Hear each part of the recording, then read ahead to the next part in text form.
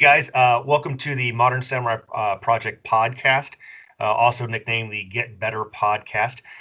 Today we're going to talk to somebody that I'm sure none of you know. Just kidding. Some of you may know who he is. This is Les Kismartoni, infamously known on the interwebs as Les Pepperoni. I guess I could say who you are, but I think I'll do it. I'll just piggyback off of what you say. So, Les, why do we care about you, and why should we listen to you about how to get better with a pistol? Because I'm a guy who didn't grow up with pistols, didn't know. I mean, it's hyperbole, right? Of course, I knew which end of the gun the bullet came out of and stuff like that. But I didn't grow up with pistols, and I didn't have an exposure to pistols. I went all through pretty much my college, and it was finally in like grad school when we moved to kind of a seedy part of town. And I had a friend who kind of got me exposed to pistols and stuff like that. That kind of opened the door, if you will. So it is. If I can do it, anybody can do it.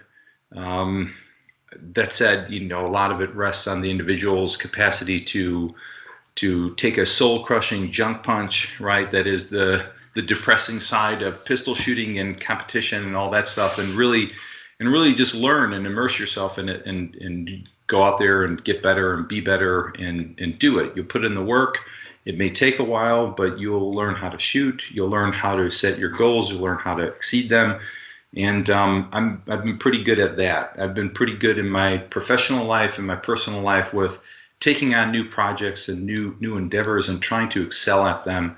I think pistol shooting is one of those things which was complete mystery to me. And I was able to kind of crack the nut on that. So, and what do I mean by that? So I'm a USPSA Production Grand Master. I did make GM before they reset all the classifiers and made them tougher. So I've been a GM for a few years. I started off as unclassified. I got a D card back when USPSA used to actually send out cards. Mike Voigt, I'm actually looking at the card right now. It's framed. Mike Voigt signed my D card, then the C card, B card, A card under Phil Strader, Master card, and then the Grandmaster card. They were still sending out cards when I got my GM card, literally.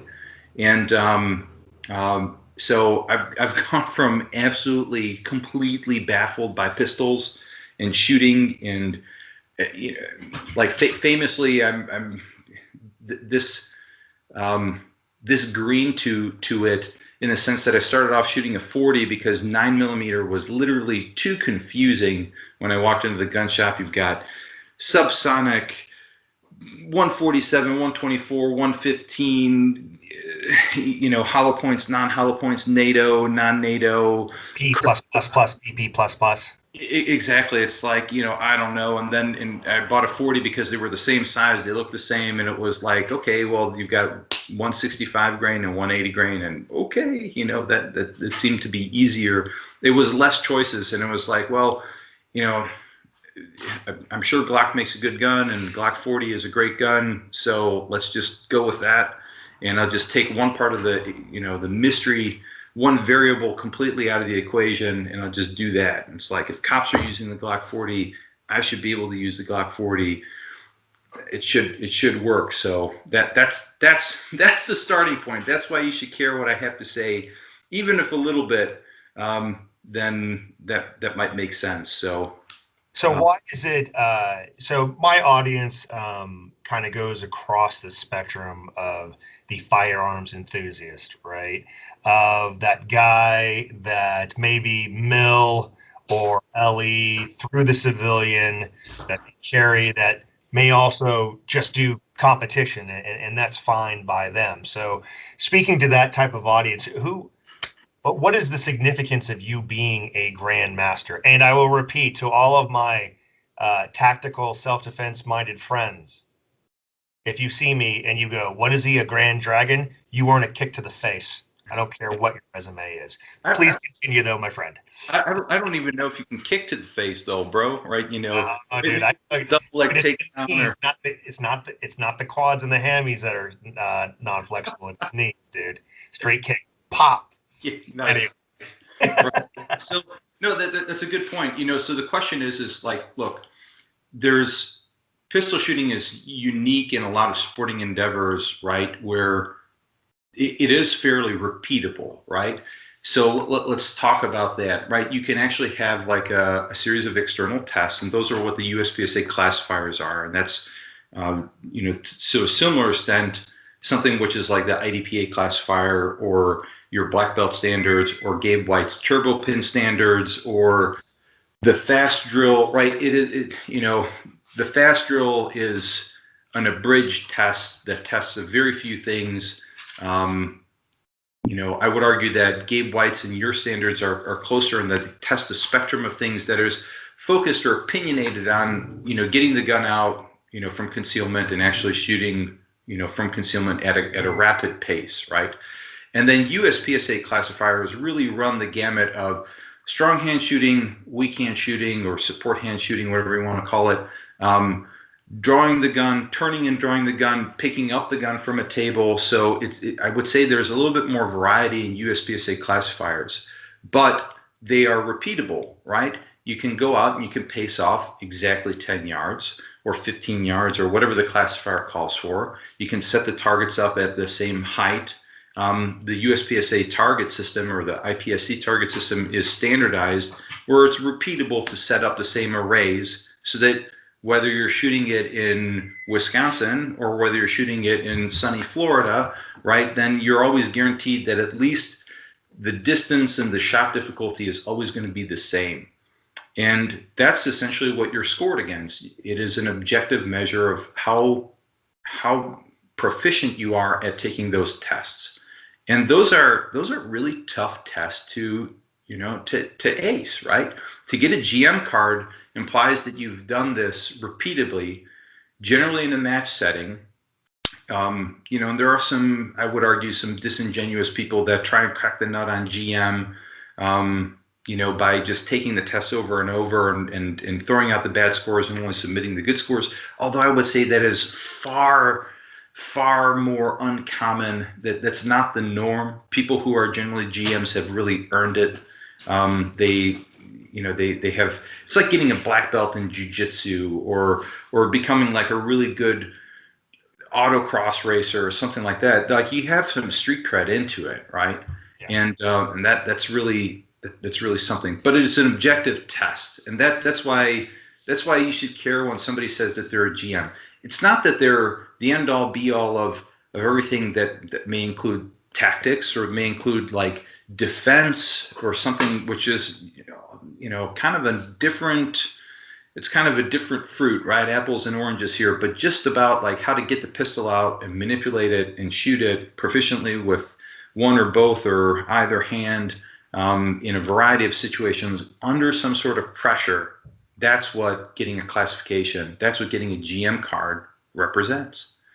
And okay, so for the audience though, what is in your words? So, well, not in your words, I guess it's the rules, right? A Grand Master means of your last 8 classifiers, your top 6 average out to be 95% or better of technically the best in the world that has shot those same classifiers. That's correct. Right, and there was just a major update, but for the most, that's what it's supposed to be for the most part, right? Updates have been long in between, but anybody who has a high B card, right? They know their way around a gun, right? Yeah. And when you get up to the GM level, I was kind of not to get off on a tangent though, but when people say a paper GM, sure, right? Or a paper master, stuff like that. I'm like, yeah, well, they may not win every match or have ever done well in a major or anything like that, but you know what, dude? On a stand deliver situation, those dudes can burn it down. Yeah. And that's generally what the classifiers are: a stand and deliver type of skill set, right? Yeah. I mean, I think there are people who will go out to a match, right? Let's be honest. There are people who will go out to a match and who will underperform than their level of classification, and that's okay, right? I mean, going out to a match is a lot of other stuff. It's managing stress. It's managing, your ability to run around, manage like the conditions and your match management. I mean, that it's like kind of a different part of the puzzle. But I think that there's a lot to be said for. I hear my kid crying. I better check on her in a minute. Actually, I think she's disagreeing with you. You're right. Hang on. She'll come in here and really loudly disagree. Give me 1 sec. Let me see what's up. Yeah. Sorry about that. Oh, good, dude. All good. She had we needed a laboratory break. Yeah, and that's why like people telling me I should do this stuff live. I'm like, no. Yeah, you can edit that out. So some of it's good, but some of it's ultimately it's honestly this is a thing though, right? And maybe this is an outtake or whatever, but this is the reason, right? Like this is the reason that I got into shooting. I was a dude that lived in a bad section of town, and I was concerned about my wife, and it's a chain of thought that goes with that. It's like, holy crap, like if I have a kid, then is she going to be safe? Can I keep myself safe? Can I keep my family safe? I mean, she's the reason, right? She's like, that's part of the reason why I got started in shooting. I was afraid. I was genuinely afraid. And it wasn't like a specific fear, but it was just like, the fear was compounded by the unknown of, man, I don't know anything about guns. I've gone to a liberal university for quite a while, and I live in a bad section of town, and there's bad stuff that happens. And what do I do? How do I manage this? How do I unpack this, unspecified, bad feeling and really like go somewhere with it. So I think there's something very honest and but I appreciate it if we edit the the kid crying out. But no, that was a good part. That was a good part, dude. I'm gonna have to edit that in somehow. But so how long did it take you to make Grandmaster? And again, to my self-defense minded friends, this is going to circle back, so be patient. So how long did it take you to make Grandmaster? Years. I think I started shooting I started shooting a little bit in like 04, and like I bought a gun in 04. I think I took a AIWB group. It was still LFI. I took his classroom because I was really interested in the self-defense aspect and the legal aspects of, oh my God, if I have to shoot somebody. I lived in Chicago too, right? I mean, I lived in Humboldt Park. How dare you save your own life? The what? How dare you save your own life? Yeah, right, exactly. I think, honestly, I think a lot of people in that neighborhood would have just been like, yeah, somebody break in, you cap them, they got what they got, they got what was coming. And I mean, black, white, Puerto Rican, Asian, whatever, I think a lot of people see it that way. And it's not like this perception that the cops are railroading people or whatever, which, let's not even go there, but it's like, some dude in his house with a wife and whatever, like cap somebody who's coming in to do something bad. Yeah, got what was coming. I don't think that there's even in Chicago, right? Like I think the jury would have gone down that way. But yeah, no, I hear you. Well, I mean, you roll your dice and you take your chances, right? But what are you gonna do? But if I check my GM card, on the wall, then it was 2013 that I got it. I got my C card in 2008, my D card in 2007, it looks like, and then my GM card in 2013. Okay, so 6 years basically, give or take, right? And that is living in an area. For those of you that don't know, he's now in Florida. He just moved there from Chicago, so not the most 2A friendly area. Ranges are not that plentiful in Chicagoland. It's not like it's Phoenix, right? Right. So you had to go through, and 5 or 6 years. I mean, that's probably above average, unless that's all you're doing. Yeah. So and then you probably know people that you started with that may or may not still be competing, but the ones that are still competing, they never get out of B, or maybe they make A. But so what was the difference between you in a I'm going to use the word culture, I don't think that's right, but in an environment where information may or may not have been limited, as opposed to another area, but you excelled and finally got to that GM, up until the highest you placed at nationals in production was 20th, I think. 18th. 18th. And that was with a silly Italian gun. Yes, that was with a silly Italian gun. Beretta, right? That's info. Here's how it's spelled, right? There it is. There it is. With a silly pasta gun that is missing half of the top of it. People pay big money for slide reduction, like the serrations, and you're like, bro, I've got no slide on. Yeah, it's makes it tougher for what you do, right? Yeah. Not an optic on a non-existent. Oh, there's the thing. There's the scalps for the serrations. Yeah. Anyway, yeah, that's what. What do you think is the difference between you?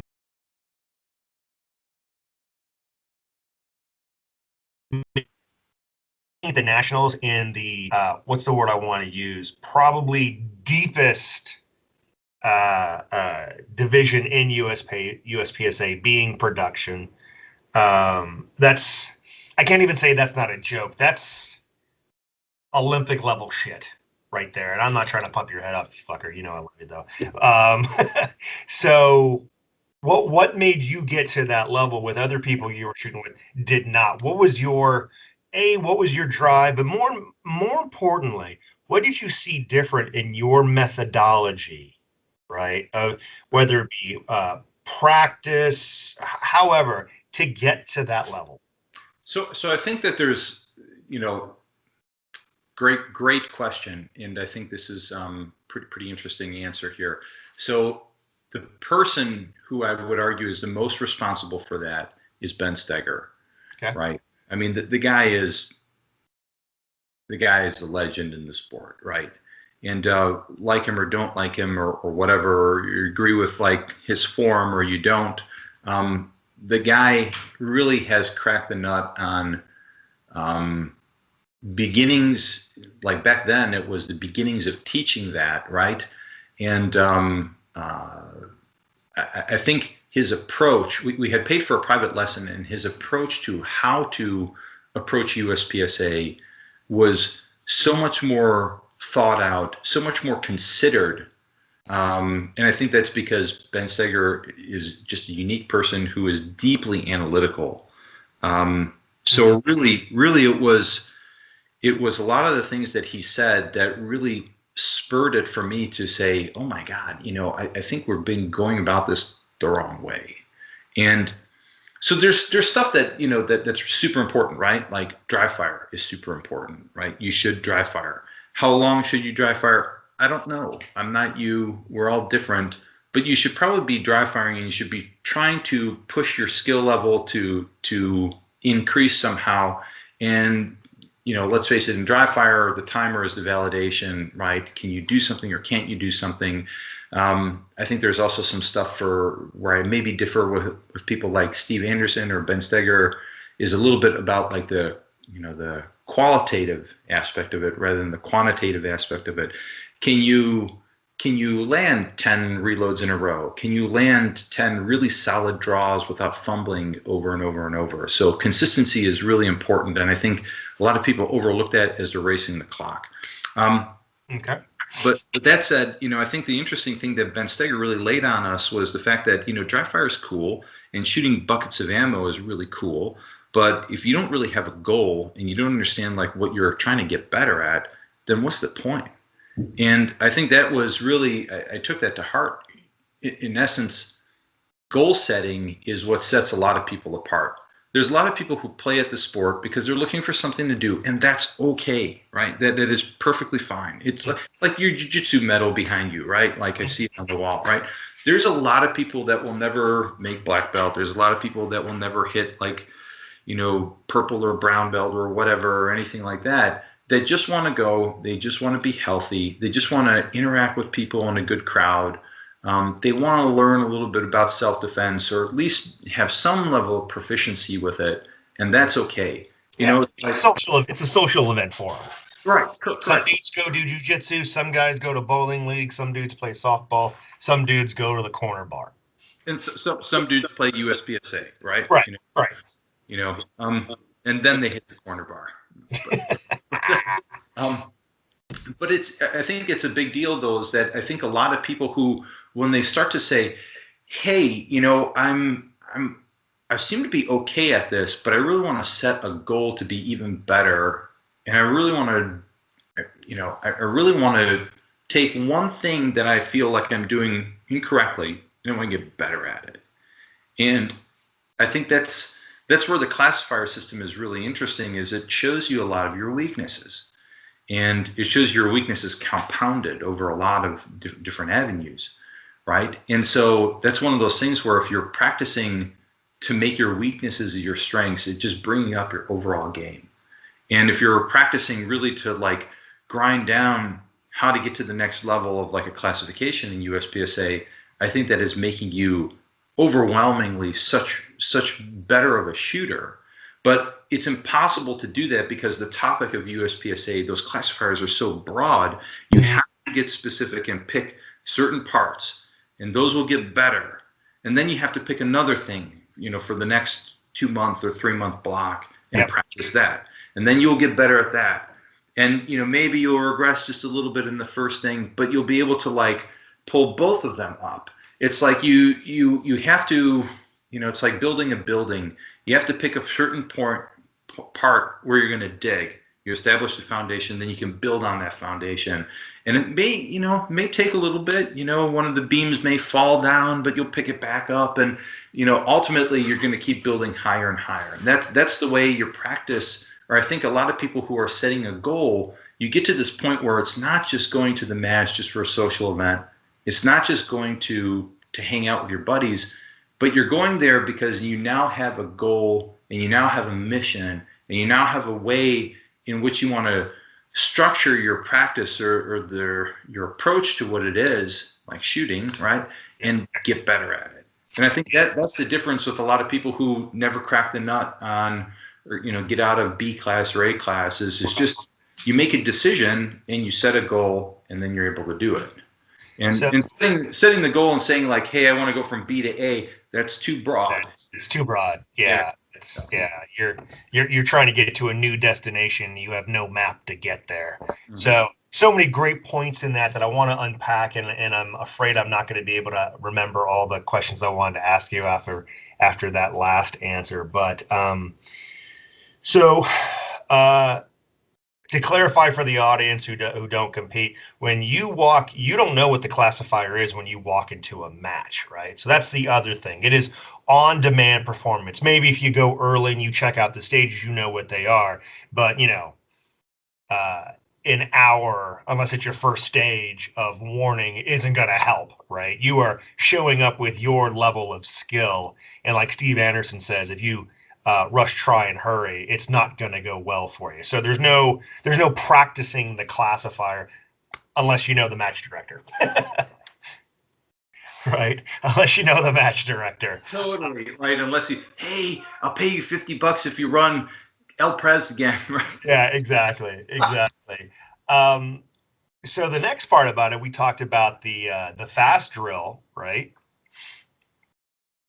You're good, bro. So we talked about the fast drill earlier, and I always find it funny, right? I mean, the guys on Pistol Forum are very open to competition, right? Because a lot of the SMEs on there are competitors, but outside of the Pistol Forum, everyone's heard of the fast drill, and I always love it when they do things like the fast drill, and they're like, well, you know, classifications in USPSA, that's not real, blah blah blah. It's like, bro, all the fast drill is a classification.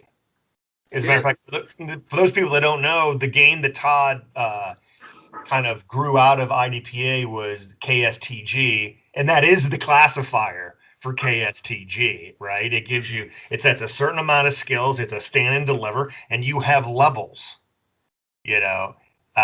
So that's all it is. I mean, that basically is a classifier.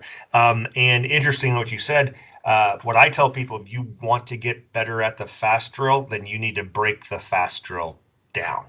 Yep. Right. You do the one shot to the head and the split. You work on the reload and you work on the last three, right? Because the third shot is part of the reload. And go from there. If you keep on doing it over and over again in its entirety, you're never going to figure out your deficiencies. Right. And that's what you get from USPSA, right?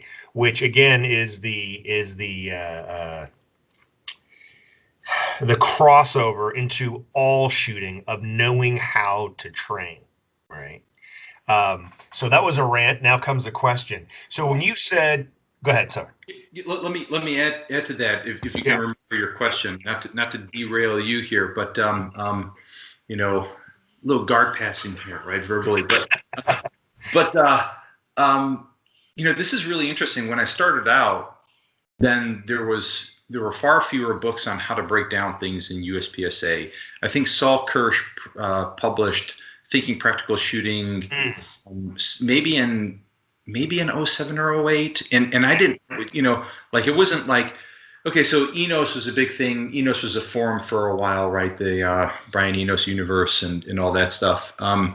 That a lot of great information there. A lot of people trying to trade information, and I think that's what it.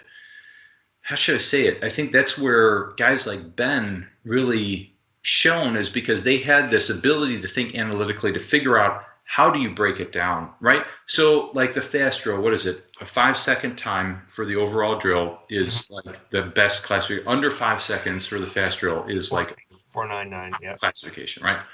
And so the big deal is really like you're thinking about, how can I draw from concealment and shoot to the head? And this is the time allotted for that, because it will take me this long to reload and shoot, you know, 4 to the body after that, right? That's really the question of like how you break all that stuff down. And that's the same thing that you take in and you start to apply to breaking down USPSA classifiers. And that's where you start to figure out like what is specifically the topic that you want to work on, right? The draw or the reload or the splits or the, you know, low percentage shot to the head or something like that. And that's what you have to get specific on and do. That's a big deal. And I think that now we're in this point where you go anywhere, you know, Pistol Forum, you go to Enos Universe, you go on YouTube, and there's a lot of people who are already talking about the mechanics of that sort of analysis. Back when I first started, it was harder to find that. YouTube didn't have very much like gun-friendly content.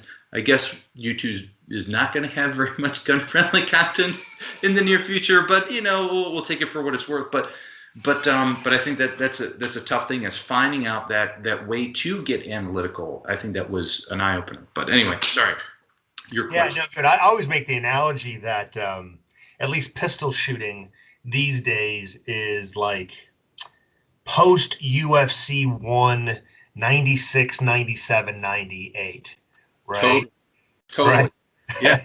Where everyone pre-UFC, people were like, what's that? Back then, people were like, the dude in the pajamas is going to eat it, and then he kicks everyone's ass, and it's like, how the hell did that happen, right? Exactly. And it's like, you know, pre-UFC 1, and really because of VHS tapes, you know, it really didn't, I don't think, take hold until 95, 96, 97, where there was only like 2 or 3. Pre that, everyone was like, no, bro.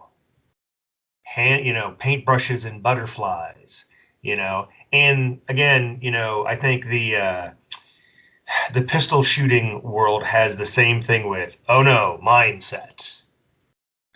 You know, all of a sudden you're going to adopt this mindset. Right? Yeah. Right? Yeah. You're going to, and I'm not making fun of mindset. Calm down, friends. Right. But it's that ill-defined thing that all of a sudden, if you find that thing, all of a sudden you're going to be invincible. Right. You know, check it out. I've got the proper mindset. So my Kung Fu is invincible. Where now, like you and I have talked about this ad nauseum, right? It's about technique, application, efficiency, right? And that's how you get better, at least in the core competencies of a pistol manipulations, right? Totally. Totally. So, and I think that's generally why the reason is, you have guys like former and current duty guys, right? Bob Vogel, Shannon Smith was a Ranger. Probably one of the biggest examples is Mike Pannone. Other guys like Brian Giovannini, who's FBI, our friend Matt Little, SF in Chicago SWAT, yada, yada. These guys burn the rest of their contemporaries down, and they compete, not because all of a sudden they got this thing, but because they know how to train. Yeah. They know how to practice. Well, I think there's been, and I don't want to put words in Matt Little's mouth, but I think that's been one of the things that we've worked on a lot when I was still up in Chicago was, what is the framework for how do you train and how do you get better? And I think that's something that again, Ben lays out pretty well in a lot of his books, which is really cool. And I think there's a lot of other instructors who are trying to give that sort of blueprint or that sort of framework to their students, right, or their compatriots for how to get better. And I think that's where it's, because training in SF or training for law enforcement is it can be pretty different, right? Like the standards are a lot, they're not easy. I don't want to say that like shooting 25-yard groups is easy, or I don't want to belittle that because it's certainly not, right? PPC is it gets a lot of a bad rap, but it is exceedingly difficult to do. But guys like Rob Vadas, right, or Vadas is how I think most people say it. Bianchi Cup winner. Mm-hmm. He's a Border Patrol guy, right? He's down here in Florida. Funny, Border Patrol, Florida. Just let that sink in for a minute. But, yeah, he got a sweet deal. No, but that dude is the nicest guy in the world, and that's what his training is really for, to shoot the qualifications, to shoot Bianchi Cup. I think to the exclusion of most other things, but the guy has an aptitude for it. But is it something where if you said to a guy like that or to Matt Little, hey, you're going to start USPSA, go, like trying to figure out what's important or what's not, or how do you set the goals, or what do you do? Like, I think that's tough for a lot of people. Mm-hmm. I think that's where like how to get specific, how to understand and learn how to play the game. I think you got to play it for a little while. Then once you internalize it, then it's easier to set those goals, because now you start to see where you have the most problems, right? Where are the sticking points, really, right? So we talked about, when you getting inspiration from Ben Steger about breaking it down, the blueprint, establishing goals, and getting better through technique. Do you remember the first time that clicked for you? And what was that? What was the, oh shit, I just did this and I just got immediately better type of thing? Yeah, I can tell you exactly what it was. So I had shot a little bit of bullseye. I had shot PPC before I started shooting USPSA. So one of my biggest problems was the fact that I was overcommitting or over aiming the gun, looking for the perfect sight picture, right? Lining up. I'm an iron shooter, right? So that's what was one of the most eye-opening things about shooting with Ben. We signed up and took a private lesson with him. He drove down from Wisconsin to Rockford. The range that we were at was in Rockford. And we had booked the whole day with him. And it was one of those things that he kept on saying is just let it go. Just draw and just see the sights and accept the fact that you're going to see them faster than you're going to consciously be able to process them. And that's okay, because your body already knows, your eye and your mind already know what to do. Right. Just press the trigger and see where it goes. And that was huge. So, I mean, all the stuff about like learning the draw and learning quick reloads and stuff like that, that's just a matter of kind of chipping away at it through dry fire. He said, just keep doing that. But the point of like not being over aimed to your sights and capturing that feeling and being able to bring that back into dry fire, that was the biggest thing that clicked. Yeah. Because everything else is just manipulation, right?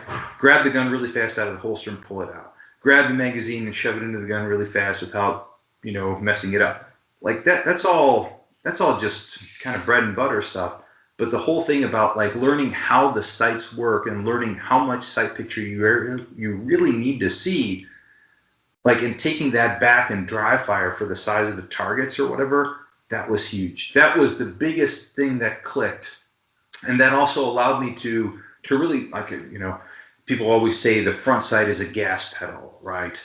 And you wouldn't know because you don't have one, but that's the thing, right? If the dot's on the target, hammer it, right? Like if the dot's in the middle, go. Trust that it's going to be the A because you've set everything up and you've done diligence up until that point. Yep. Same thing, right? That front sight swimming in the rear sight notch, send it, go. Don't deliberate on it. Don't clean it up anymore. Don't do any more that you don't need to do because it's not going to help anyway, right? It's just going to slow you down. That all of a sudden uncorks your ability to start shooting quick.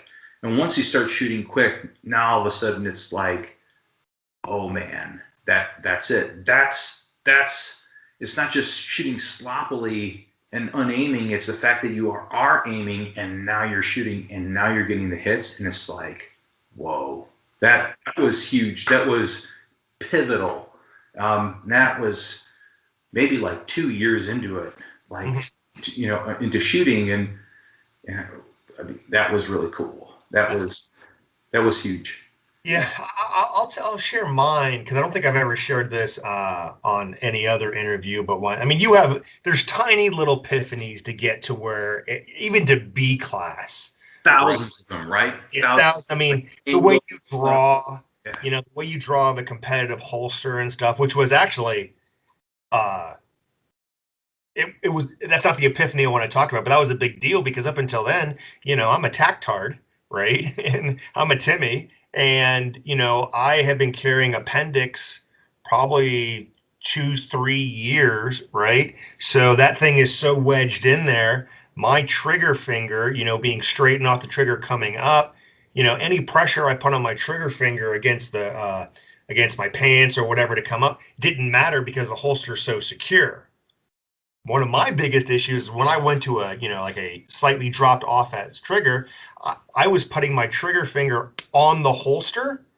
So it was all coming with me. And then I had to realize, hey, jackass, you don't need that pressure just get it, and then analyzing, the difference between the pluck and the screw and kind of making a hybrid of myself and just getting it. And I was like, okay, I'm faster from appendix than I am in open. What the hell's that about? But once I got the technique, it's like, oh, I'm doing 0.75 draws now. Well, that's, a lot of it is like, this is the interesting thing about getting better is you start to see like what the time limit that you need in order to pass the test, right? And that's like breaking down a USPSA classifier, or breaking down a fast drill, or breaking down, one of or Gabe's like, drills or anything like that. And, or even hell, like, think about the bill drill. It's like pretty much like it's kind of like an unsaid classifier, but most people. It's a standard, right? Yeah. Right? And, that's the interesting thing is you start to see like, what do you need and how much time do you need and et cetera. And that's, you begin that process and that discovery and you figure out like analytically what you need. Then you figure out how to get there and you start training it.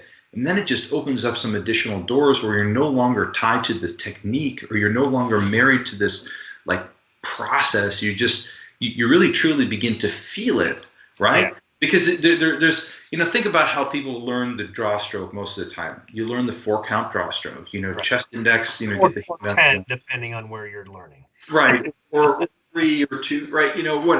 But whatever opinion that instructor is going to have, they try and break it down into some steps.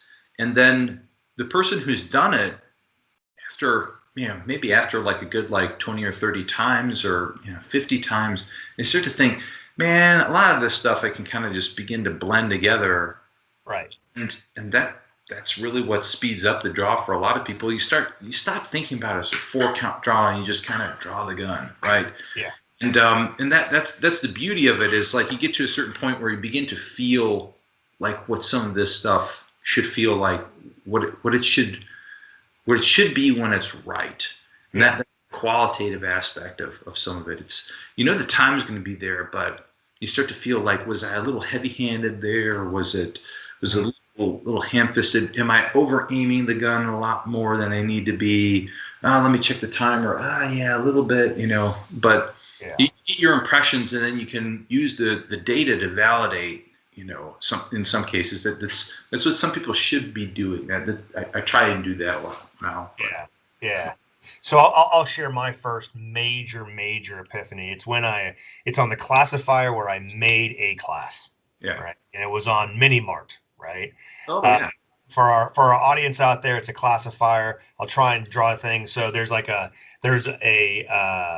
how can I put this? There is a shelf and a little cupboard. Yep. And a little cupboard underneath. You start with hand surrender. You got to pull the gun out of this little cupboard box thing. There's a target 5 yards in front of you with a no shoot on the right hand side. There's one on the left of you at 7 yards with a no shoot on the left hand side, and then one off to the right of you at 10 yards. It's take it out, 2-2-2, take the reload out of the box, and then 2-2-2. When I first shot that, I was at a classifier match, and all I needed was like a 77 or some shit like that to make A, right?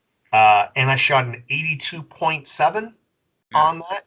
And it was one of the greatest moments ever and one of the scariest moments ever. Because after I realized I did that, I said to myself, holy shit, that was the fastest goddamn thing I've ever done in my life.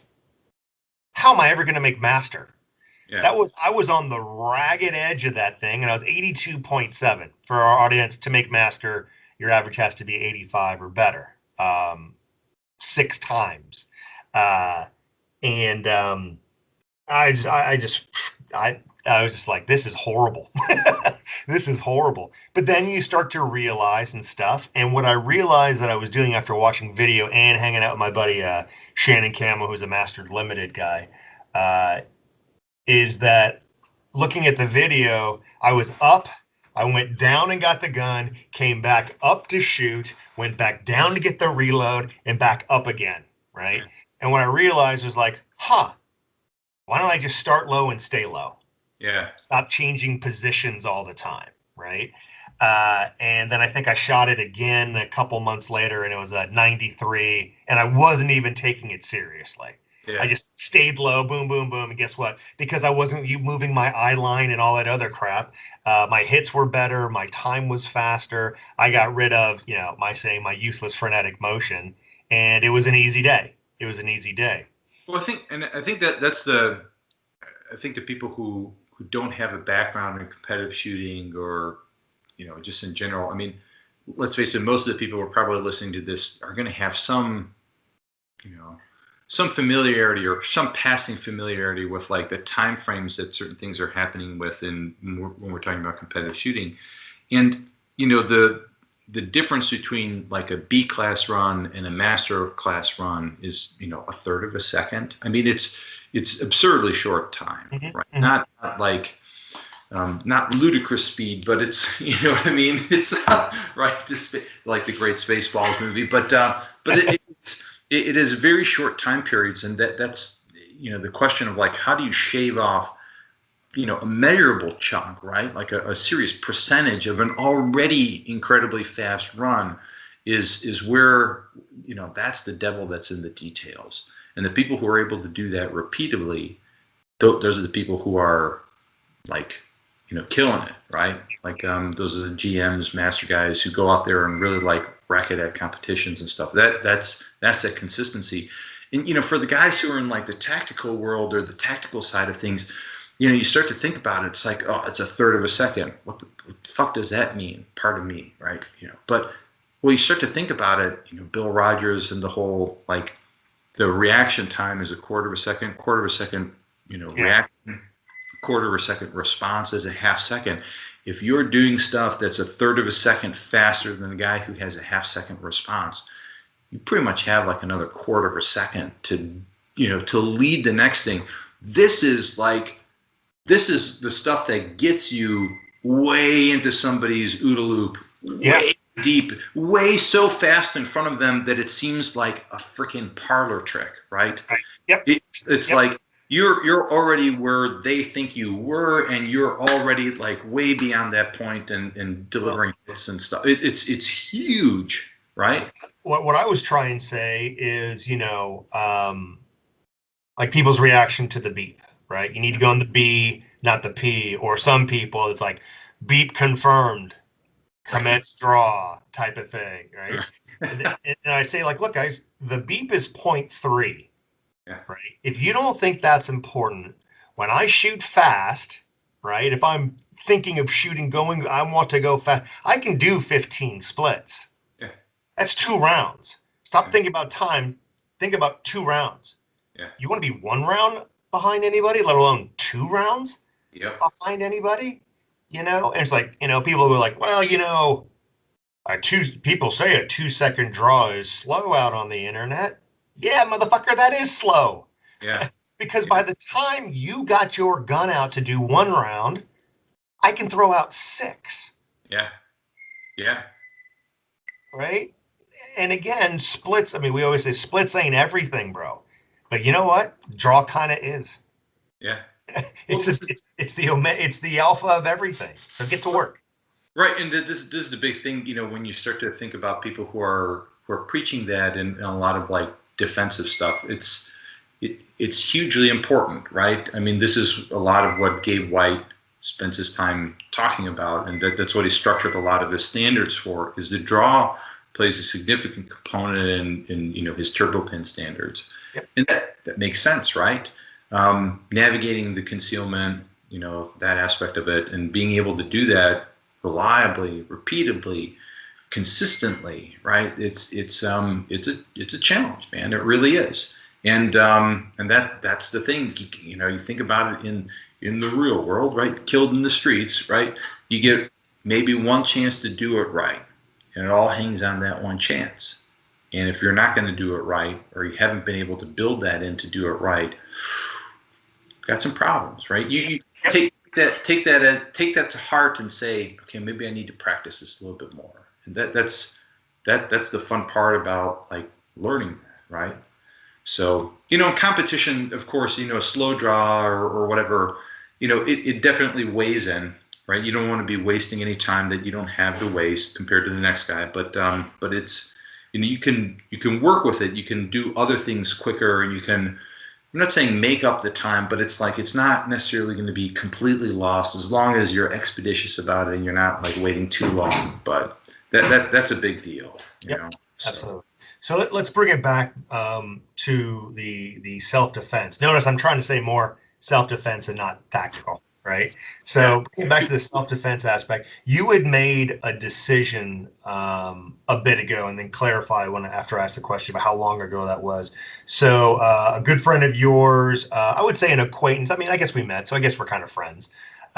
Mickey, right? Said, hey, you're really great with your open rig and yada yada yada, open competition rig, but what do you think you can do going from concealment, right? So how long now have you been competing from AIWB? Yeah, so that was fun. Yeah, so Mickey was the one who said, you're kind of a hypocrite, right? And I've said this before on a couple other podcasts, is he had some trouble shooting like a Glock, and Mickey has like one good eye, right? His other eye is not, I think he can see like some color and stuff like that, but like he can't see shapes. It's like he had an injury when he was a kid. But oh, I didn't realize that. Is that why his face always looks so weird to me? I'm kidding. I'm kidding. I'm kidding. That's his mom, right? Let's maybe edit that part out. Or leave it in, right? I'm leaving that in, dude. I'm leaving that in. No, but that's one of the things. Is like hang on one sec.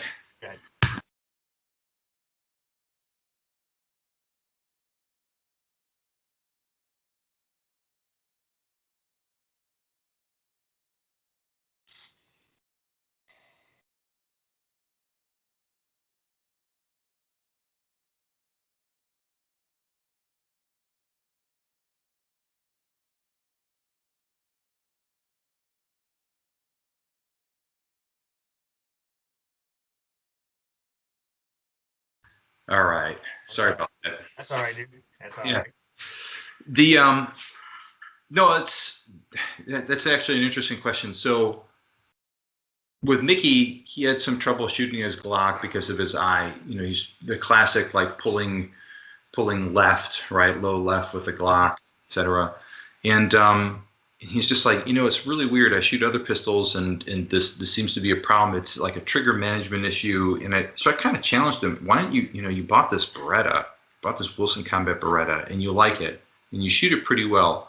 Why don't you shoot it? Because learning how to like master a double action trigger, and then the single action switch and all that stuff is probably just going to make you maybe not make you a better shooter, but maybe make you aware of some things differently. And the fact that you're going to have to learn that and manage that might be something where it's a good skill that will allow you to take it back and shoot the Glock perhaps better. Try it for 3 months and see where it goes. And he said, okay, Mickey is famously combative and intense. And he's, you're a hypocrite too. You walk around with this boat anchor of a Beretta stuffed in your appendix draw holster, and you never compete with that. You never do anything with that. You never practice with it. I never see you here practicing with it. And I said, you're right. Like, I don't. Of course I carried, right? But, I never really proofed it out. It's a shortcoming of my own. I was myopic in my view of competition and trying to burn it down and get better, and, be more competitive at the national scene and everything. And I kind of made a decision a little over a year ago that, I think I came back from nationals a year and a half ago, and it was like, I think I'm kind of done. Mm-hmm. Like, I've got a kid, I want to move. We're moving to Florida. Like, I can't like keep racing and having the outlay and everything for competitive shooting. I want to do something a little bit different. I want to do it the way I would actually carry it. And Mickey's right. And so I was just like, that's it.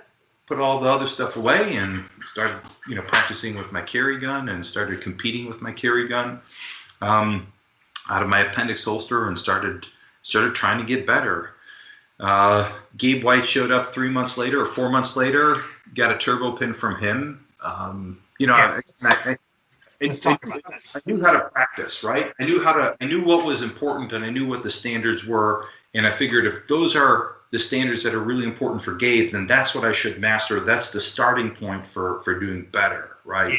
So let's talk about that progression, because we're going to bring it back to to my tactical Timmy friends out there, whom I love. And to reiterate, guys, I'm just busting balls, right? But I will tell you, it's all about self-defense for me. If the country lost its mind and said that citizens couldn't carry, I probably wouldn't compete in gun games anymore. I'd go back and finish my black belt in jiu-jitsu. I compete to get better with my gun. I don't get better with my gun to compete. Now, if you're the opposite of that, like Les was saying, hey man, knock yourself the hell out. Doesn't matter to me, but that's just my own thing, right? So you didn't really practice a lot of your draw before this happened to get to a standard and things of that nature. So from the point of, and this is important, everybody, because I pride myself, even if I'm not better than someone, skill or metric wise, I pride myself in being able to break down their stuff, right? I have said that I know Gabe White's draw better than Gabe White. I think I know Les's draw better than Les has done. That may or may not be true. We haven't talked about that, but just from the studying of things, so that I understand how people are better than your average bear. So from the point that you said, all right, this is the deal, I'm going from AIWB to the point where you got super proficient with your draw, what was that time frame? Any idea? Yeah. So, again, like, let's look at some of the standards real quick. The time frame, and again, time frames are deceiving, right? Mm-hmm. I could say the time frame between that focus and the time frame to actually like competing or taking Gabe White's class was, I think, like something like 4 months or something. Mm-hmm. Right? Okay. But that's deceptive. I mean, you know, a lot of the standards, like the bill drill standards, right, are something where you actually have to be able to shoot, you know, quickly, right, under 20 splits consistently, right? You had that stuff down already. Yeah, exactly. So that's stuff I don't need to practice, right? The stuff that I don't need to practice is stuff like transitions. I want to hear Gabe's take on it. I want to hear other people's take on it, because I think that those are the foundations, and especially in competitive shooting, that are really important. And everybody has an opinion on it. Some people's opinions are just like, hey, that more jibes with what I'm thinking or whatever. But that's not stuff that I would argue that I needed to practice in bulk. The thing that I really needed to dissect was really all about managing the cover garment, managing to draw the gun out of the holster, and how quickly can I do it, and how quickly can I do it and meet the standards and meet the accuracy requirements for those standards. And anything past that was like, if I can get to that point, now I can just ask Gabe, what else am I missing and what else do I need to do, and begin to refine it. And that's the big question too. It's like when you go take, I think this is another thing, like it's a goal, right? When you go to take a class, you should have a goal. Yep. That whatever the standards or whatever, you have a pretty good feel for them, and you want to go in and say, okay, I'm here at this part of the standard. How do I make it to the next level? Or how do I, if I'm at the best part of the standard, how can I be even better? And that's what you want to engage with the instructor about, and say, well, how can you help me fix this problem that I'm having, right? If they can't answer the question because they don't know. Well, yeah, I mean, that's an honest, you know, wait, I don't know the answer to the question, right? Yeah. Hello, right? Right, you know, but yeah, but you know, that's the thing, right? You know, sometimes there are some problems that are really tough to diagnose. Like, I'll admit, man, I've had students that have had, like, you know, certain problems that I don't know. I can have an opinion about them, but I don't know if it's actually going to be the problem or not. So how do, you know, sometimes we have to try, you know, certain different things and see what might work better or not, right? You know, not all the answers are really easy, or it's not all like, hey, you know, the more specific, like there's a question, probably the easier it is to answer. But the broader or more symptomatic something is of like a deeper gap in some of the technique or the outlook, I think those are tougher sometimes to diagnose and tougher to get an honest answer. And it's okay if somebody says, I don't know. I don't know why you are not doing this right or better. And I don't know how to, you know, so sometimes they'll be like, you know, let's unpack that and try and think about how we can get better together. But that's tough. That's you know, so sometimes there's the instructor saying, I don't know, hey, you know, maybe he really doesn't, he or she doesn't, and maybe they're going to engage with you more. I think that's the hallmark of a good instructor, is that they're open to the fact that, you know, even their experience has limits, and you know, maybe you're treading new ground as far as that goes, right? Sure. So, but with Gabe, it was pretty simple. It's like, bro, you know, I'm okay with this draw. I'm hitting all your standards pretty well. Mm-hmm. So what do we need to do? Like, how do I need to get better? Okay, here's what you do, right? And so we talked about it. I didn't let him eat lunch, I think, and worked at it and everything. Took a whole bunch of notes. Looked at the high-speed footage of Gabe, you know, doing his draw right at the range. You've seen that before too. You know what video I'm talking about. It's amazing, and that's like what cracked the nut. So progressing from that to the time where I think you were out in Chicago was another like 3 months, right? Mm-hmm. You were out there in March or April. February. You were in February? March. I think it was something like that. Yeah, it was like a month and a half to 2 months, maybe 3 months, right? Yeah. That, you know, so it's like already the skill level was high, right? Already, like, you know, objectively, you're beating like the Gabe White, you know, you're hitting the turbo pin standards, right? For that stuff. But now, how do you get better, right? Yeah. And that was a big thing. And that's you know, that was pretty short to do in dry fire, you know. So if you know what you're looking for, you can make these changes pretty quick, right? And that's the point I'm trying to make, you know, whereas you know, the land of social media with the 1 second draw. I mean, so let me preface by this way. when you made the commitment to get to Gabe White's turbo pin standards, before then, what was your 1 second? What was your one shot draw, I should say, at 7 yards from appendix? Yeah, so it was like, we're talking like 114, 1 1/4. Right, 1 1/4, and your open carry rig in competition, it was what? Yeah, like 90s. 90s, right? And that's being careful. Yeah, yeah. That's being careful, right? So within, this is a weird thing. It's like I can actually draw from concealment from appendix, like way faster than I can from an open top because you're rig. stronger there. I'm the same way. I don't know. It's like my shoulders, or maybe it's just my height or my arms or something. Ankles, like, the holster just not in the right spot, and it's like this is the thing that always making a quick segue here. This is the thing that always pissed me off about production. It's like, just let me put the fucking gun where I want to put the gun. And it's like, okay, I get it. You got to have rules and do all this stuff. And IDPA was even more infuriating. It's like, you're telling me that I've got to prepare for a real world event, and now all of a sudden I can't even put the gun where I want to, where it's the most advantageous for me. Metrics by data, right? Anyway, okay, I'll shut up now. But dude, I'm with you. Yeah, we're about to uncork that beast, but we are. And before we start naming names, but no, dude, I'm the exact same way, man. Because of angles, right? Yeah.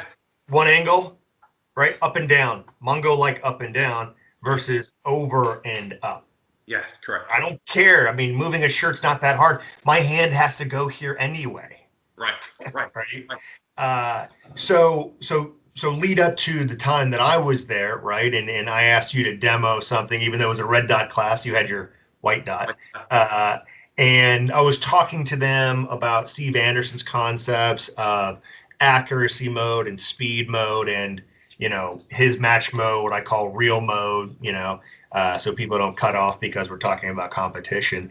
And you had done a demo, and I think your accuracy mode, right? You did a 0.88 draw to a steel head box. Yeah, I think no, it was 0.88 just onto a steel chest plate.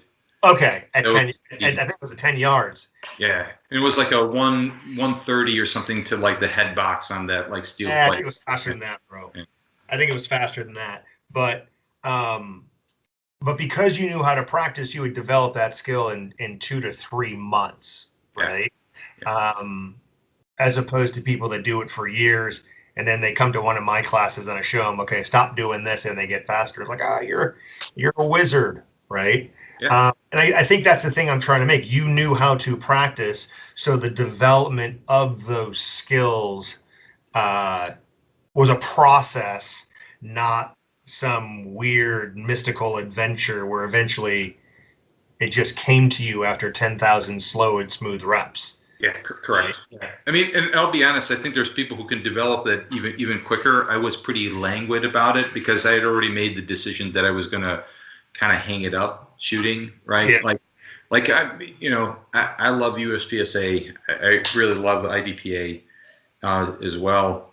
Not maybe a tone for my sins. Baby, it's me, not you. But anyway, sorry. But I think it was one of those things where it was like, okay, I'm going to get to the range pretty often, but I'm not going to kill myself like I used to be, trying to get to the range almost literally every morning, right? I mean, it was like, okay, I'm going from 5 or 6 days a week at the range to maybe 2 or 3, 2 practice, 1 a match night. It's pretty good, and need to save some money ammo wise and whatever and all that, and go from there. But a lot of it was in dry fire too, just navigating. How do you cover garment, and how do you navigate that? How do you navigate the grip for the appendix draw?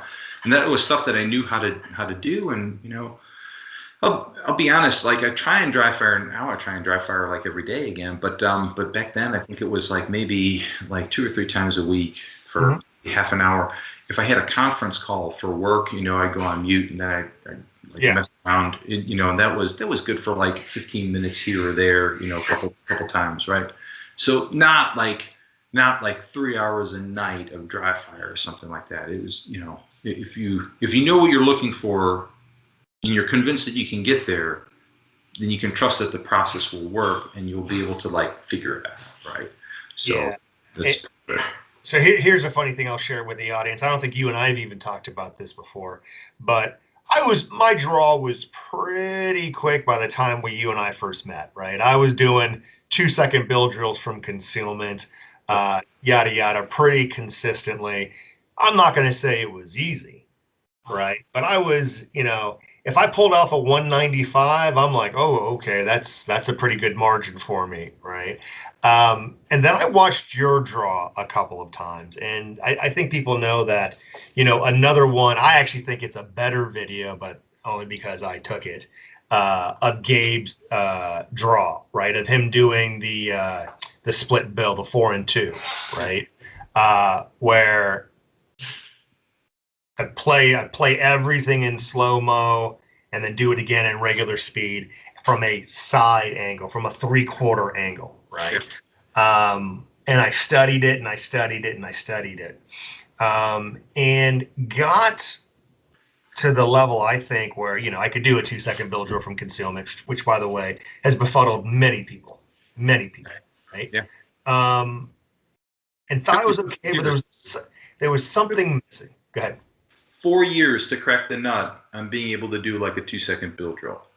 4 years. Yeah. Well, and then it's just a matter of being able to see other people do it, and then you're like, oh, yep. So the interesting thing about Gabe's draw, here's what I don't like about Gabe's draw, as far as being applicable to me, right? Yeah. His draw is he has, and people can't probably see this, and they definitely won't see it on the audio version, but his hands go in a curve to the gun, right? Up and over. It's up and over, right? And it's consistent as all get out, right? The main thing I took from Gabe's draw was the claw grip. Yep. And people don't realize that, and he kind of gleans over it real quick. But the claw grip's a game changer. Sorry. Yep. Full fire grip is dead, guys. Claw grip rules. So it's good for 40% savings, I would estimate. 100%. Get rid of friction. You get rid of the the thumb flippy thing. You do when you get a full fire grip from appendix. Yada yada. But here's the difference between a 195 to 2-second bill drill for me, right? And depending on response to the beep, 175 to 185 bill drill, and that was watching your draw, right? Which I watched over and over again. Your draw is straight up over the gun, down and out. Yeah. Do you even know? You know that, right? Yeah. Do you know that? Okay. Yeah. And I remember after that Chicago class, after watching your draw a couple of times, and the first time I did it, right? And I was doing, you start hands relaxed or high thoracic? I couldn't remember. I think I start hands relaxed. Yeah. So I was doing high thoracic because I had a thing at that time against hands relaxed, right? Because you can do two things in a close engagement from hands relaxed: draw your gun or get knocked out. Yeah. But then again, it's just a drill, bro. Relax, right? Right. Totally. Yeah. Yeah. So I remember starting it from high thoracic and going straight down the way you do instead of kind of curving it out. And literally the first time I did it was like, oh shit, like my gun's here. Yeah. Right. And then the whole kinetic energy, straight down, straight up, as opposed to curve, where it goes into my tactical muffin and bumps out. And that was huge. That was huge for me, to the point when I do a hands relaxed, it's basically the same thing. I go to the belly button straight up and straight out, as opposed to Gabe, which is interesting because your draw has, to use a BJJ term, a lineage from Gabe's draw, as does mine, but then kind of rounded out to your draw, to where mine is my draw now, and other people are kind of spanning off from there, So the interesting thing is I think the claw grip is hugely like Gabe White, but I'll be honest, like if you look at some of the stuff that the guy, T1 CS, Tier 1 concealment systems, that guy, I'm forgetting his name. Think about T-Rex. You're talking about Lucas Botkin, are you? No. Well, that's T-Rex. No. But Tier 1 is a guy out in Salt Lake City. They built. I've heard of his stuff. I don't know who he is. Yeah, they build a similar holster system to the T-Rex. But he's got the hinge at the magazine pouch, right? So it doesn't crack on you. Exactly. And a lot of the stuff that they're doing is really like, getting down from like the hands thoracic, right? To get down into it. Yeah. And it's the same thing too. Is honestly, here's another one. True Exodus, Barrett Fawbush, right? Yep. Everybody, loves to hate this guy. I don't know. I mean, I don't know him. I have watched his IG stuff. I've tried to figure out. I mean, he's got really fast hands. Dude, you know what Barrett's good for? Laughs. And doing your standards and getting you 1,000 fucking followers on IG like he did for me. Yeah. I don't know him. I don't know him. I'm just other than some of the stuff that you see on IG, and I think honestly it just got I don't know, there's a lot of that. There's a lot of like controversy. Are people speeding things up or not or whatever? I have to take it on good faith that I don't think the dude did everything sped up. I don't even know if he's done any of it sped up. I don't even want to go there, but I don't think anybody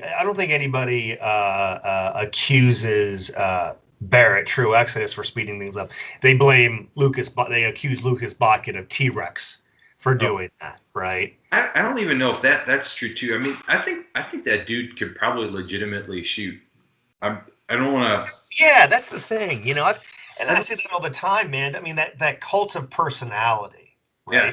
And there's two sides. There's two sides of this. Like, that guy is an amazing American.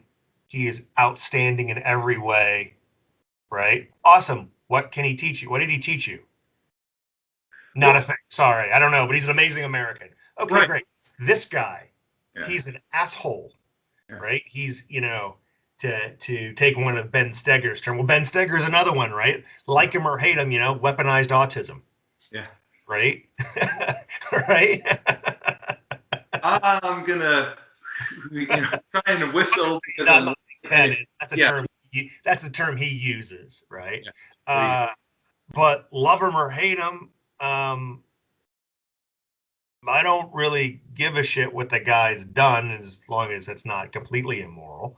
If he can teach me something, I'm going to take his class. I tell everybody, dude, I don't care who you are. I don't care what you think.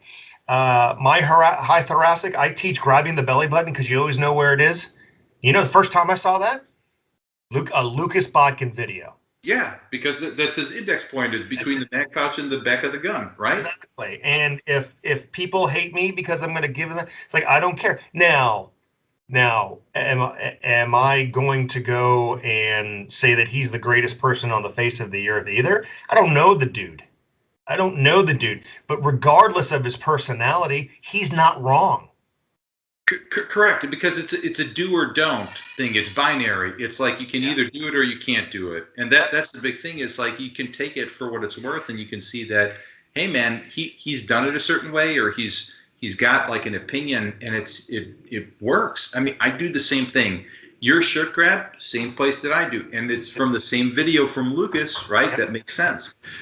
It's like when you look at True Exodus's hand speeds. He's got fast hands. Yeah. And he's doing things that are on a timer. And I don't think the timer is lying. I don't think it's been edited or anything like that to make it like, here, have a Beretta. To do anything crazy. I think there's really something to that. I think that's the way that he's able to do it and able to really like, so if you look at his videos and you look at the footage to see what he's doing, I think that plays, it's huge for unlocking that potential. That's huge. Sure. It's a whole thing about, as far as core competencies from that position, can he get his gun out and shoot 3 rounds in 1 second? Yeah. If you're looking at him for tactics and mindset and situational awareness. Well, that's not his fault. That's your fault. Well, and the thing is like it's the same thing. I think I have no business teaching tactics or or mindset. Maybe I can talk to it in person to a person that I trust, who's maybe even a student, and say, hey, have you had this food for thought or whatever? A lot of it is I would tell people, hey man, you should go and you should really see what dudes like Paul Sharp or Craig Douglas are teaching, because those are or William April, those are the guys who really have that stuff cornered. I can show you how to manipulate a gun quick. I can even maybe talk about some of the considerations that you might have when you go and take like an ECQC class and have to navigate like the FUT or whatever. That's something where I feel like maybe because of some of the stuff I've done for as little of time as I've done jiu-jitsu, and for some of the stuff that I've done as far as like competitive shooting, I can tell you some of the mechanics and some of the stuff that you might have, but there's better people to go and talk about that, better people to go and talk about it in that context, and you should go seek them out. And I think that is, that's great. It's great when somebody asks you a question, you're like, I can kind of give you a little bit of what I know, but you should really talk to a dude like Paul Sharp, or you should go talk to a guy like Douglas. Absolutely. And to be clear, in no way true Exodus or T-Rex, right? In no way. Well, I don't know the guys, period. I don't know them. But I don't know them. I don't need to know them in order to learn a firearms manipulation. Just like in the 90s, Charles Barkley may have been the scum of the earth by trying to spit on a dude and hit some little girl, but he still had more rebounds than everybody else in the league. Nothing to do with that, right? I'm trying to get a skill set here, not develop a moral compass, I guess, what I'm trying to say. So right, and that's the thing. Honestly, I think it bears to say, like, I've never met either of those guys. I don't really know who they are. I mean, I've seen their videos. Of course, you follow them on IG and everything, but I don't know what they teach or if they teach, and I think that's something that maybe somebody's going to take a class and maybe they can comment on it. I think I have no business on it, either pro or con, right? So I think this is one of those things where it's like there's. I was talking to Paul about this actually yesterday. We called him for Christmas and we ended up talking for like 2 hours. But, I think there's a lot of people who look at things on IG, and there's a lot of, entertainment or infotainment, and just, I mean, really, it's just straight up entertainment, right? We look at all these things as a diversion. I think there's some pro and con to that. Like, the social media world is really amazing for what it can bring to you and show you.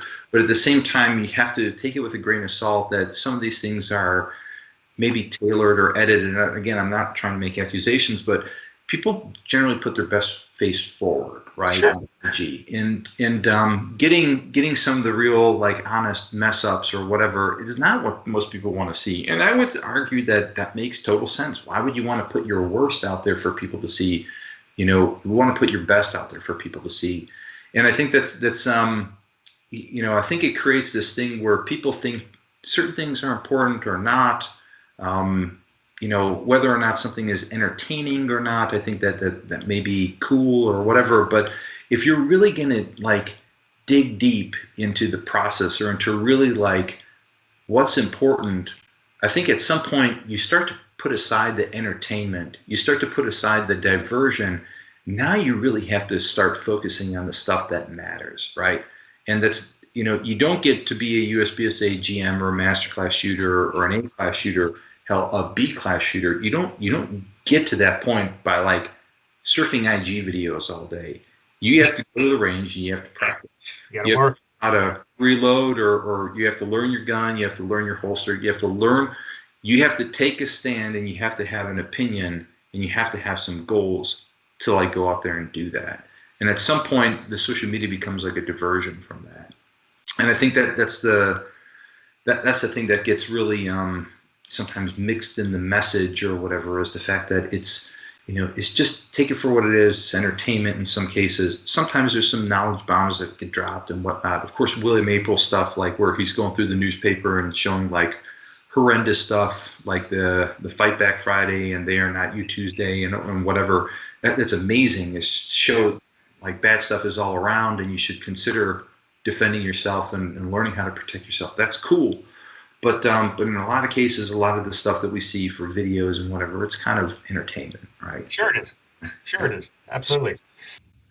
All right. So Les, one of the questions I want to ask you is a concept or an idea that I was having. Like when I teach my classes and I teach people target transitions, I start at 5 yards with 2-inch circles on the pistol training Q target on the bottom. And I tell them what they're going to see, the way the dot moves in recoil, eyes gun, the way the dot's going to come, the way the dot's going to appear in the peripheral, when to break the shot, blah, blah, blah, right? And then eventually I say when your skill set gets better, you start not seeing dot in the circle, You see all 3 circles, and you just move the dot in between the 3 circles. You start seeing more. You start seeing everything. And then I started thinking to myself, why don't I do that on something which resembles that drill, like El Pres, right?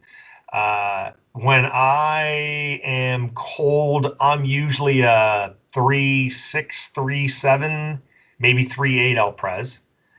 When I get warm, I'm even. Yesterday, with that concept of turning and seeing everything and just having the dot go in between, I pulled cold a 3.4 El Pres. What are your thoughts on that concept as an iron sight shooter or just a shooter in general? What do you think about that? Well, I mean, this goes back to one of the things that we started off the conversation with, which was learning how not to overcommit to the front sight or deliberate for too long with the sighting process, or I should say aiming process, really. And the reality is there's a video up on, like, I think it's actually still on my YouTube thing, which is Ben Steger shooting like a 3.6 El Pres, right, with irons, right? And he gets out there. It's my friend Cozy and I were up taking a private class with Ben, and he just goes out there and, it's like a 368 or something like that. It's crazy.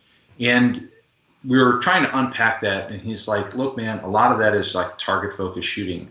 Hard focus on the target, and you're just seeing the front sight as an impression going across the target. So I think there's a lot of validity to that. I want to give credit where credit's due. Frank Proctor has this big thing with, as if you have like a focus on, like, say, like a steel or something like that, and you're moving the sight or the dot across that target, and you just, you're doing the response as that sight or that aiming reference is basically moving across whatever you want to hit, then it's pretty easy. It's not like you're keyed in on the front sight and then, you have to stop it for everything. It's basically as it's whizzing across, and you're able to just perform the indicated response, just press the trigger, and, it'll go. Man, I think there's really something to that. I really do. I think that is one of those things where a lot more people think of overcommitting or over aiming the gun. And I think where we run into some problems with that is that we get used to maybe doing that too much, so we don't give the level of respect for the targets that really are tough, right? And that's the balance. Right? Exactly. But I think that's totally it. I think some of the guys who are really good at this, the way they're increasing their speed is the way they're seeing things and the way they're actively, like, engaging with what they're seeing. I think that's huge. I think there's a lot to that. What it felt like is like what I try and communicate in my classes, that anytime you are doing 2 things and I do the same thing, but it's one thing, I'm always going to be more efficient or go faster. Whereas before, shooting El Pres was 1, 2, 3, 4, 5, 6, 7. Even if my split times were good, that's just because I'm switching quickly, right? And for the audience out there, I've shot a 93 El Pres before, so it's not like I was slow before, Right. But this one seemed to be, at least in dry fire yesterday. I need to confirm this in live fire, but it was 1, 2, 3. Yeah. And I think that's part of this whole thing too, and like in getting better. Right, we're talking about like the draw process with like the 4-count draw stroke. How a lot of people would just condense it down into just drawing the gun. It's the same thing. Like, people get to a level where it's no longer the sighting or aiming process, right? Of roughly aligning the gun with the target and then seeing the depth, or being aware of the flash, of the glint of the sight, of the serrations or whatever, like it's like, oh my God, like maybe that is the baby step way to teach it. And maybe that's important, like starting out, but after a while, it's basically like, I can just see the target, recognize that there's the impression of the sights that are aligned, and hit it. And if I practice seeing that over and over and over, that's just the way it is. Yeah. It just like it has condensed all of that into one thing, right? That's huge. Yeah. That is huge. Yeah. And I think that's the big thing of like that's like for me, that was the biggest impression after taking my first private lesson with Ben. That was the biggest impression that I took away from all that stuff, was really like how to do that better, right? Yeah. How to learn how to aim quicker and not get so caught up in the aiming process. That was huge. That's huge. I think there's a lot there. There's a lot there, both in red dot shooting and also in iron shooting, that people need to unpack. And I think that's one of those topics which is really, it's ripe for exploration, right? Yeah, I would say this all the time after seeing like Ben shoot my gun, and other very good iron sight shooters shoot my gun. Seeing you shoot a red dot is that I don't think for iron sight shooters that use a target focus methodology, picking up the dot's not that big of a deal. No, it's pretty easy. Yeah. Especially if you got one of these babies. Yeah, look at that bad boy. Here's my red dot. There it is. Get it into the field of view, right? But yeah, it's no, it's I think it's a lot easier. I mean, because the mental cycles of how to aim, they're already there. You already know what you're looking for. It's just cleaning it up a little bit, right? Yeah. I mean, because there are times when, as an iron shooter, I will go to a completely hard front sight focus, PPC Bianchi style thing, and it's pretty rare that you got to do that. It's when the target is exceedingly small and at distance, or both, right? You refine the sight picture at that point. Right. Correct. That's all you're doing. And it's the same thing that you probably have to do with a red dot, is like you really have to see where the target is, focus on it, and really bring the dot to that. And I don't think you have to do a focal plane shift, because once the dot's on it, you're good. Right. But for us, you do have to, like, once you have coarsely aligned, now you really have to work on the fine alignment and make that focal plane shift back to the front sight to get it going. And that's okay, the interesting thing I think with the front sight is that you were trying to gather as much information you can to make that appropriate, accurate shot with the front sight. With the red dot, you're almost ignoring the extraneous information.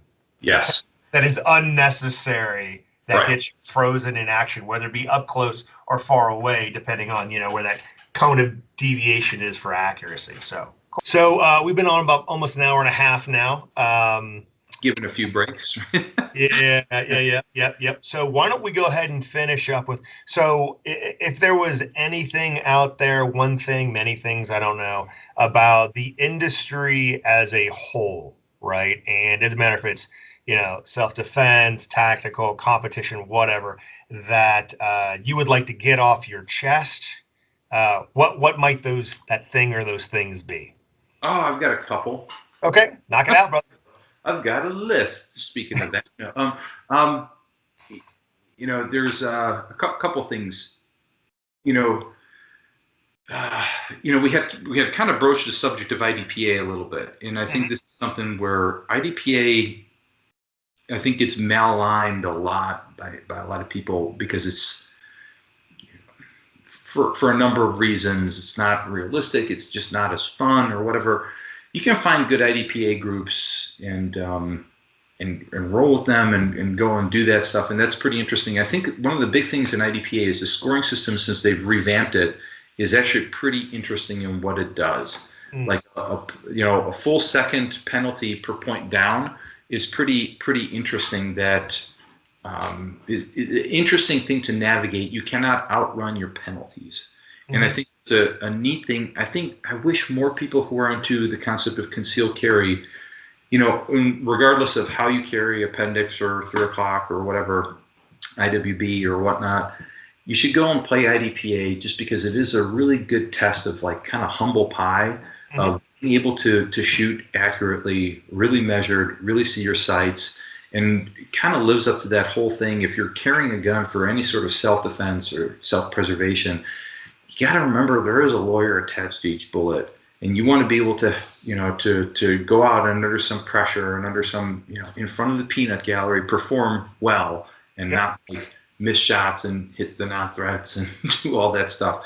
And I think that's a pretty good place to go and keep proofing like some of those real bread and butter, down to earth, constant, concerns that you might have if you're actually caring for self-defense. So it's just, we kind of,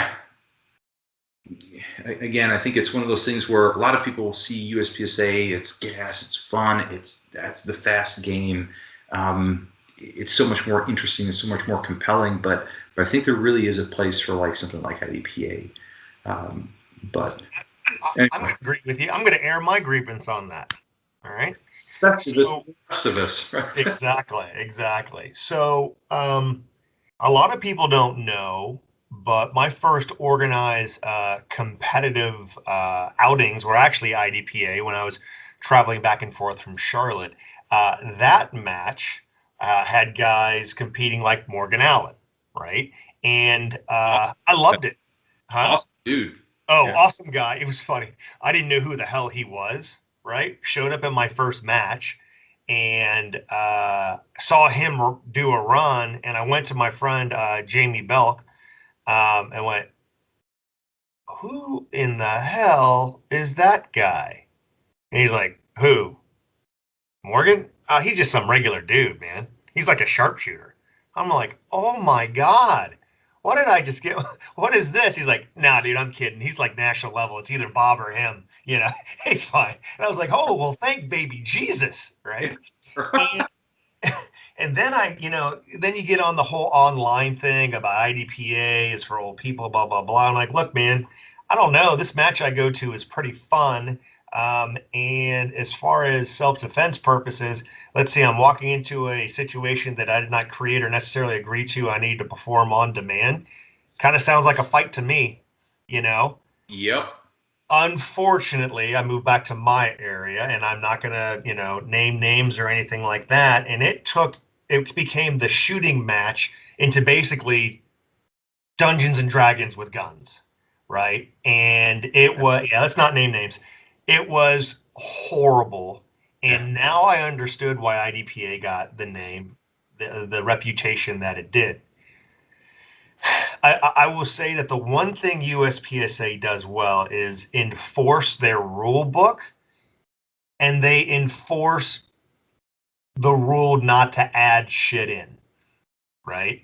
That is the one thing that is keeping, one of the main things that is keeping IDPA from, I think, getting a new spurt of growth again. Because with USPSA, I don't care if I'm, on the East Coast or in Chicago, Aurora area to that match, or Nevada. I don't need to ask anybody what the nuances of that particular club are. The rules are pretty much the rules. Right? Totally. I think you don't know what the F you're going to get. Well, I think this is one of the big things, which is a big plug for USPSA, is that people ask you, especially guys who are like, well, if I can do the Gabe standard stuff, or I can do the fast drill fast and all that stuff and get a pin and everything, why should I shoot USPSA? And, I already know where I stand as far as classifications go. It's like, okay, well, when you're paying into USPSA, you're paying in partly for a classification system, which is compelling. But honestly, the bigger thing is you're paying in for a set of rules that have been curated that are really pretty good. Like USPSA rules are pretty good. And the matches, the way they're run and all that stuff from region to region is pretty consistent. Yep.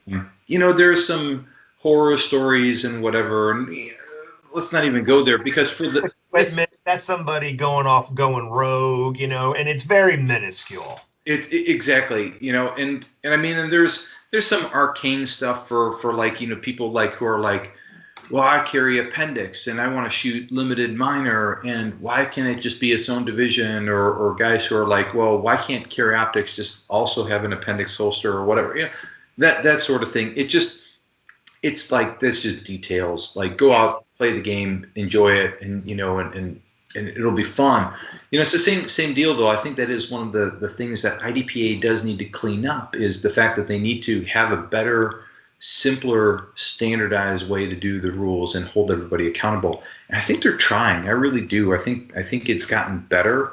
But it's, yeah, you do find these little like regional flavors of stuff, or some of those SOs who are maybe a little overzealous and a little, you know, they want to punish the better shooters just because of who they are or whatever. I don't know.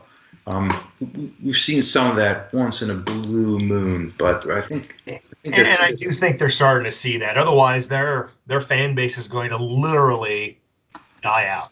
Yeah, or go to USPSA, huh? Right. Yeah, or a combination of the tool. I think they have made some improvements, you know, without having to mandate movement with the fault lines, making things much more objective than subjective. You know, yes. That was the worst part about IDPA, was the subjectivity, and I think it's gotten better. I think the other bad part about IDPA back when it was like half point down or half second per down was the fact that it was just too close to playing production in USPSA. I mean, okay, yeah, you didn't have a drop and offset holster. Okay, yeah, you only had 18 round cap on a stage rather than 32 round cap. But the point was, it was pretty much the same game. It was a joke. Like, if you're shooting minor, you got to get your alphas in USPSA, and it's like, if you're shooting IDPA, you know. When Ernest was telling me when, and I didn't know this, when he won his first national championship in IDPA, it was 0.33 down. Was it? Yeah, it was only like it was like a third of a second. Down one, it was a third of a second. Oh, that's great. Yeah. Yeah, that's some great math. Yeah, right? Or something like that. I hope I'm not misquoting him, but I know it used to be less than half a second. Yeah, I believe it. Just think how much faster the game was at that time. Well, I mean, that's the thing. It's like an IDP. I think this is what makes IDPA kind of interesting. If you just say, hey, we're going to fix the, you know, peripheral hit down to whatever. I mean, it went from basically being like a hit factor 2 stage to a hit factor 1 stage. Yeah. And that's essentially, you know, what it is now. So you can see how everything weights as far as USPSA. Like, if you think about hit factor scoring, how much it weights everything to accuracy standard rather than the time standard, right? And I'm okay with the accuracy standard, with the one down. I'm absolutely okay with that. It's almost nice to have a different tempo for a different game. Yeah. You know, I'm absolutely okay with that. The part that I'm not okay with is where people's like, oh no, this is training. Yeah. Right. You're completing in training. It's like, really? Well, then why did your sectional have a fuselage? Yeah. And I'm shooting from the main pilot seat, bro. I don't got a pilot's license. Why am I in the front of a fuselage if it's training? It's a game, guys. Yeah. It's a game. It may lend itself more to a concealed carry, but we need to decide here. We need to decide, right? Because last time I saw a fisherman's vest, and I wasn't at a lake. Actually, I don't even see fisherman's vests at lakes anymore. I do down here. People are actually going fishing in Florida, and it's like, oh no shit, you know. But like, oh no, wait, he's carrying a fishing pole. Like, oh my god, right? It's like, you know, shoot that guy first. That whole thing goes out the window, because it's like, it's not an AR, it's a fishing pole. But dang, you know. But you know, it's it kind of goes back to that whole thing. It's like you're playing IDPA, and it's like, man, don't you feel like you're getting mugged all the time? It's like people read the stage brief. It's like, you're surrounded by robbers. Solve the problem. It's like, holy shit! I don't know what neighborhood you're hanging out in. But, yeah. You know, if I get robbed as much as at the IDPA match, I think I'm going to move from that neighborhood. But but yeah, I think it's that gravitas. It's interesting. I think it's getting better though. Like I hope that continues. Oh, it is. It is getting better, man. I was talking to Josh Savini. You know Josh, right? Yeah. And the whole thing of it is like, dude, Todd Green's no longer around. God rest his soul. KSTG is just kind of floating out. All of the rules you just made updates to kind of reflect KSTG, Yeah. which is in a lot of ways a harder game, right? Yeah. If you don't get at least 1-0, then it's like -10. Yeah. Right? Or something like that. But there's other parts like, dude, we don't care how you carry. Yeah. Really don't care how you carry. Come out appendix, come out, doesn't matter. You just can't use a laser. Have a nice day. Right. Uh, if they upgraded to some of that, man, honestly, dude, if they just added in the appendix. Well, I think that's the big thing though. It's like you look at the difference between like people who are shooting CDP, CCP, ESP, SSP, like all those things are really, it's the same. It pretty much is all the same.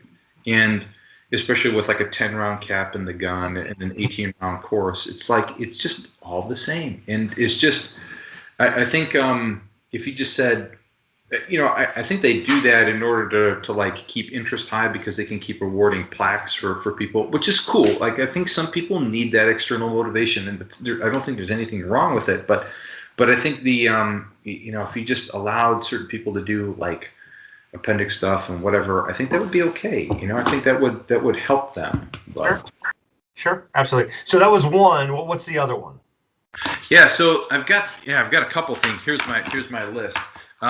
I would argue that I think a lot of people waste a lot of time. A lot of people waste a lot of time on forums because they're looking for, all the questions that maybe don't become important until you kind of been doing it for a while, right? Okay. I think people just got to go out there, put themselves out there a little bit, and kind of just enjoy the game a little bit, and then once you start getting like a real opinion for what's difficult and what's not, then that goes back and now you have a very specific question to ask. Mm-hmm. And you have a very specific thing to get into. And I think this is again maybe some of this whole thing with the IG thing. If you want to surf IG and you want some entertainment, great, more power to you. You know what you're getting into. But that's the thing. I think a lot of people who get into like practical shooting and whatever, they waste a lot of time with, do I get this frame reduction, slide reduction, and I know you're wearing a bore sight solution hat and everything. I'm wearing a Cubs hat, but it's like, look, some of that stuff may become important, but don't let it trip you up, and don't get so over involved where you feel like you become a person who's looking at like the gear or looking at some of that stuff, and you essentially are wasting time that you could be putting back into either doing something completely different, right? Yeah. Like being with your family or getting your cardiovascular fitness up, right? Or anything, or learning how to cook or that kind of stuff. And then, go into something very specifically and do it, right? And don't feel like you're wasting time by like frittering away with a whole bunch of stuff. I think that is a big thing. I think a lot of people waste a lot of time looking at stuff and oohing and eyeing at things rather than getting specific on getting better. And yeah, man. I think that's huge, right? 100%, dude. I've always said, hey, bro, talking about shooting doesn't make you a good shooter. Yeah. Right? Wait, are you talking to me? Yeah, exactly. To internet in general. Right? Internet in general, dude. So can we please stop? Like, here's the question I get all the time, right? All the time, no matter how many times I made a video about it. Please just go look at the video. With red dots, iron rear sight in front of or behind the dot. Who gives a shit? Yeah. If you see your rear sight when you're shooting the dot, you're doing it wrong. Yeah. Right. Yeah. Yada, yada. But Aaron Cowan says this. Cool. He's got his reasons why he likes it in front. Yeah. Right. You know why I like mine in the rear? Well, wait a minute. Phrasing. Exactly. But I'm tough. Anyway, I like mine behind the optic. You know why? Because it's already milled. It's already milled for that. And I couldn't see. One of the reasons why I went to the red dot is because I can't see my sights great. My iron sights great. I don't care. Do what you want to do. Like, can we please stop talking about it? My personal thing is like, are you doing an atom mount? No? Then leave it in the rear. Yeah. Well, this is the thing, and I think there's a lot of these like little details, right? And especially now we have so many choices that we're inundated with, and the answer is like it kind of doesn't matter. It may matter for a guy who's pushing the envelope at like the top 20s level, or who's really like becoming like a let's call it like a subject matter expert, bona fide subject matter expert on a topic, right? You have your opinions about how to run a red dot, and people who are going to pump down their money to take your class want to hear your opinions, right? That's why they're paying you, and it's your duty, right, to give them the best, most reasoned opinion and the argument for that, right, for certain things, right? And but for a guy who's starting out, who wants to go shoot like some competitive matches or whatever, take what you got, whether it's your old 1911 or your Glock or your Glock 45, right, or your Browning high power or whatever, and just go and like play the game for a little bit and see where it goes and see what you like. And you don't have to invest any more mental effort into it. You don't have to invest any more money into it, other than your match fee and maybe a couple boxes of ammo. Like, just see if you even like it. Just see where it goes. Once you start getting into it, again, look at like your performance and use that as the way to measure like what you might want to change up equipment wise or whatnot. And Exactly. that's huge. It's a great example of that is look at, other than open, which it's pretty much done. It's a 2011, right? Some variant of that. But look at the arms race that is in limited, even much more so than anything else, right? Production, you can have steel or you can have plastic. Everything else is a non-question, right? For the most part. But limited is a complete arms race, right? Everyone's like, oh, it's got to be a 2011. And then showing Coley the year before last goes, check out this Glock 35 piece of shit. Right.